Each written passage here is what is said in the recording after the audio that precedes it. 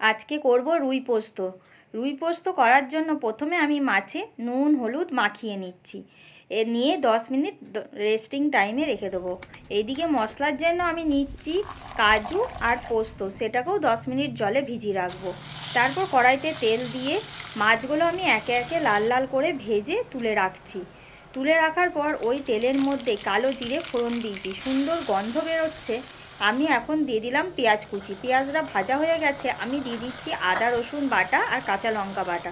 আমার খুব ভালোভাবে ওইটা কষিয়ে নেওয়ার পর আমি দুটো টমেটোকে পেস্ট করে সেটা দিয়ে দিলাম। টমেটোটা কতক্ষণ কষাবেন, যখন কাঁচা গন্ধটা চলে যাবে। তারপর যে কাজু আর পোস্তটা বেটে রেখেছিলাম সেইটা দিয়ে দিলাম। এইটা দিয়ে সমানে নাড়তে হবে, কারণ কাজু আছে তলায় ধরে যেতে পারে।